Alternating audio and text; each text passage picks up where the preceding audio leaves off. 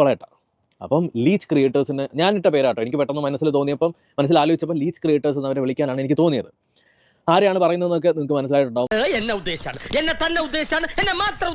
അതിനകത്ത് മെയിൻ ഒരാളുണ്ട്.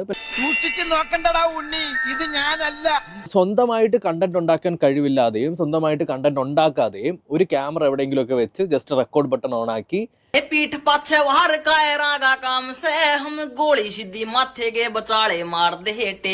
സംസാരിക്കുക. എന്തിനെ കുറിച്ച് സംസാരിക്കുക? മറ്റുള്ള ഒരാളുടെ കണ്ടന്റിനെ കുറിച്ചിട്ടും പൊതുവെ നടക്കുന്ന കോൺട്രവേഴ്സിനെ കുറിച്ചിട്ടും മറ്റൊരാളുടെ വീട്ടിലെ വിഷയങ്ങളെ കുറിച്ചിട്ടും മറ്റൊരാളുടെ ലൈഫിൽ നടക്കുന്ന പ്രശ്നത്തെ കുറിച്ചിട്ടും ഒക്കെ ഇവർ സംസാരിക്കും.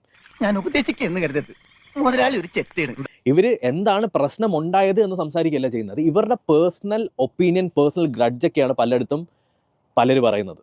എന്നെ ഇല്ലാതാക്കണം. ഞാൻ പണ്ടും ബിഗ് ബോസ് കഴിഞ്ഞിറങ്ങിയപ്പോൾ പറഞ്ഞിട്ടുണ്ട്, കാണണ്ടെന്നുള്ളവരാണെന്നുണ്ടെങ്കിൽ കാണുന്നതാണ്, ഓഫാക്കി വെച്ച് പോടേ. ലീച്ച് ക്രിയേറ്റേഴ്സിൽ ഒരു top, the man, the biggest man ഉണ്ട്.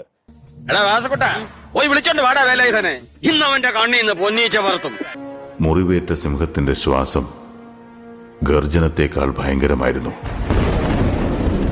കണ്ണാടിയോടിഷ്ടം കൂടിയതെന്താവോ? ആ മനുഷ്യഹൃദയം കണ്ടോ? ഐസ് കട്ട പോലെ അലിഞ്ഞുപോയി. പുള്ളിക്കാരൻ എല്ലായിടത്തും ഒരു പ്രോബ്ലം സോൾവർ ആണ്. ഒരു പൊതു കാര്യത്തിന്, പൊതുജനങ്ങൾക്ക് എല്ലാവർക്കും വേണ്ട ഒരു കാര്യത്തിന് ആരെങ്കിലും ഒരാൾ ഇറങ്ങി തിരിക്കണ്ടേ? ഈ ഒരു അമ്പല കമ്മിറ്റിയുടെ സാന്നിധ്യത്തിൽ എന്നെയും ഈ നെക്സ്റ്റ് സിസ്റ്റം എന്ന് പറഞ്ഞിട്ടുള്ള ആളെയൊക്കെ നിർത്തി നമ്മൾ സോൾവ് ചെയ്ത് തരാം. ഇയാളാരാ? കോടതിയോ? നീയാണല്ലോ കോടതി. ഓടാമയില് ഇത് ചിലപ്പോ നീ എന്താ കരയിലേന്ന് വെച്ചിട്ട് വരും.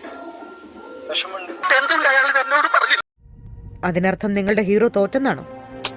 തോറ്റുപോയി. ഇപ്പൊ നിങ്ങളുടെ ഹീറോ എന്ത് ചെയ്യുന്നു? Will he give up? Feeling पर हाउडी इंडियन आर्मी ही जंग के मैदान में गदे ना हारते.